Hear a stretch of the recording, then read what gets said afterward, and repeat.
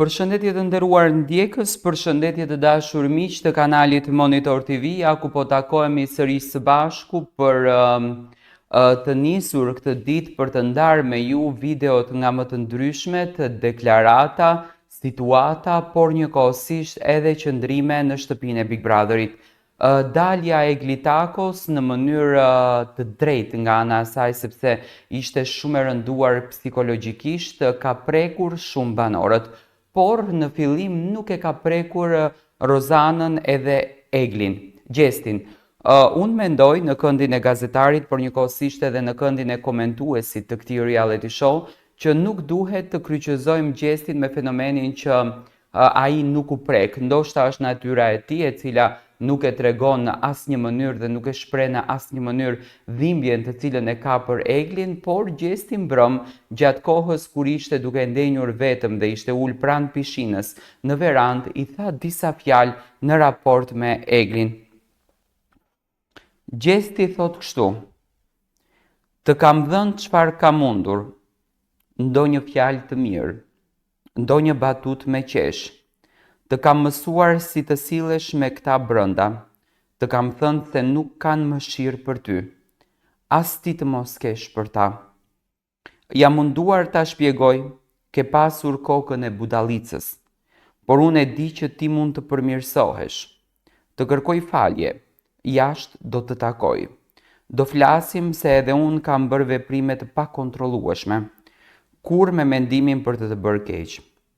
Kam ditur me luajt trëndafili në për shtëpi, sa kam mundur, por jo, të kam thënë në fytyrë, nuk kam ndjenja, si që duhet të kem për një femër me jetu me ty. Me pas familje, të kërkoj falje dhe familjes tënde, ndoshta kam bërë gjeste pa lidhje, nuk e di asun se çfarë po bëj këtu brënda. Më ke respektuar pak si tepër, e ke tepruar, por jo me mua, por duhet ta marrësh mësim me asnjë njeri, nuk duhet të jesh kaq i respektuar, se është e tepërt, është e dëmshme. Besoj që do të mësosh vesh shumë nga vetja, si kur ka mësuar unë, që nëse afrohesh shumë me njerëzit, ta bëjnë më keq, mos u sjell vetëm mirë me ta. Ato ta bëjnë mëzi. A kur qohesh u adrith sistemin, sillen mirë me ty. Në atë moment sillen mirë, kështu që duhesh ti mësosh edhe ti nga vetja këto sikur se i kam mësuar unë. Prap nuk është vonë, e di që ti do t'i mësosh, se unë kam qenë më zi se ti, dhe jam për ata njerëz që më meritojnë. Krejt ato gjërat që të kam bërë janë vetëm se nuk kam dashur të jesh në këtë pikë, që ti me dalë kështu sot, por shkaktar jam unë, prej meje që më ke dashur shumë, dhe më ke bërë si e çmendur. Pas meje, unë nuk kam dashur të Gjesti të vim në këtë pikë. Për këtë arsye të kam bërtitur, nuk kam dashur me lënduar ti veten. Të kërkoj shumë falje, edhe nëse nuk ma fal, jam i gatshëm me mbajt dënim prej Zotit." Janë këto fjalët e Gjestit, i cili në një farë mënyre ja dha mesazhin Eglit para se Egli të del nga shtëpia. Vëllau i madh e ka thëritur Gjestin në dhomën e rrëfimit, në një farë mënyre kanë biseduar me Eglin, janë sqaruar, le të themi, kanë krijuar situatat. Gjesti ka qenë pro që Egli të largohet nga shtëpia, ai ja tha nëse nuk del ti nga shtëpia do dal unë. Do me thënë vështirësia e Eglit, rëndesa e Eglit, emocionet e rënda, të paktën ditën e djeshme kanë qenë teje të dukshme. Kur të gjitha vajzat bënin sfidën që vllau i madh kishte sjellur në dhomën e rrëfimit, Egli ishte krejtësisht tjetër gjë. Egli ishte krejtësisht larg kësaj pike.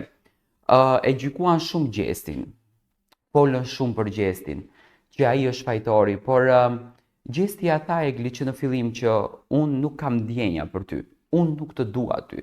Njëkohësisht edhe ja tha dhe Rozanës që nuk kam ndjenja. Tani, a ka qenë gjitha kjo loja e produksionit, dhe produksioni duke u munduar që të krijon një çift brenda në shtëpinë e Big Brotherit, sepse gjithmonë nga çifti ka interes shikimesh, apo ka qenë një situatë e cila nuk u mund të mirë menaxhohet, kjo mbetet për të kuptuar. Ajo që unë kuptoj në këtë mes është që Egli është në ditët më të rënda të jetës së saj. Egli mbrëm ka bërë një reagim në Instagramin e saj privat, ku shkruan, do të ka qenë një reagim shumë i ndjerë. Egli shkruan kështu: "Më keni pyetur shumë se si jam. Ndonjëherë pyes edhe veten si jam, edhe nuk e di se si ndjehem. Unë vetëm e di që kam një boshllëk brenda meje, dhe nëse shikoj brenda vetes, shoh ngjyrën e zbrastisë. Është diçka e çuditshme. Ndonjëherë shpëtoj veten dhe ndonjëherë nuk mundem. Thjesht e di që në këto momente kam nevojë të ndjej ngrohtësinë e përqafimeve nga familjarët edhe miqtë të mi." Ndoshta Egli krijoi një bindje që Gjesti është i dashuruar tek ajo. Ndoshta Egli krijoi një bindje që Gjesti e do shumë atë. Egli mbrëm është ndeshur me të gjitha realitetet e jetës së saj. Është ndeshur me emisionet që Top Channel mban me Xhenetën, është ndeshur me të gjithë shka. Dhe këtu ndoshta Egli e ka ndjerë këtë tradhëtinë e madhe, këtë dhimbjen e madhe, që vetëm një shpirt njeriu mund ta ndjejë. Është emocionuese të flasësh për një dashuri kaq të madhe, por unë do qëndroj me atë që Egli e do Gjestin dhe në asnjë mënyrë nuk do t'ia kishte lënë fajin Gjestit për këtë situatë e cila Eglin e shndroi kritësisht në tjetër gjë. Nga ajo Egli që ne e njohëm në fillim me shumë pozitivitet, me shumë energji, me shumë dashuri, me shumë çiltërsi për lojën, me shumë vullnet, ishte një Egli kritësisht tjetër. U shndrua në një Egli të ftohtë, në një Egli negative, në një Egli posesive, në një Egli shumë të ngjitur, ndoshta nuk i mori përballë edhe fjalët e opinionistëve, se të paktën Neda Balluku i ka folur shumë Eglit, edhe ka dashur që t'i tregon se sa më shumë të largohesh, aq më shumë do ndihmosh veten tënde.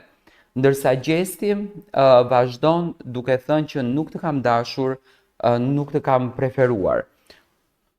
Tani, Gjesti nuk është lule mos më prek. Domethënë thjesht faktit edhe Gjesti i ka ato negativet e veta. Edhe Gjesti disa gjëra i ka të tepërta që mua nuk më pëlqejnë dhe nuk janë pjesë e karakterit tim. Por thjesht faktit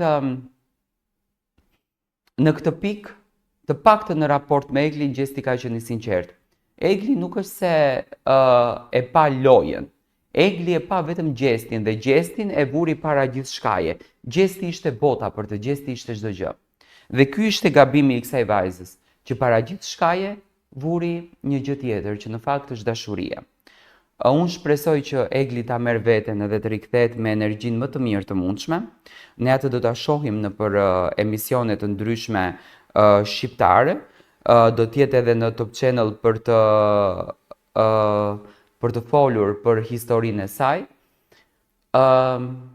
Nga mesazhi i Eglit, ajo që morëm ne është që mos dashurojmë shumë, sepse të dashurosh kaq shumë, të japësh kaq shumë për dashurinë, domethënë marrësh një bumerang shumë të keq.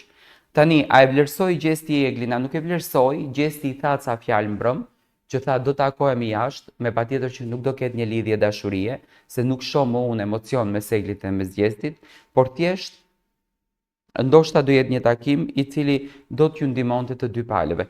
Ne do takohemi sërish së bashku, na ndiqni me subscribe në kanalin Monitor TV.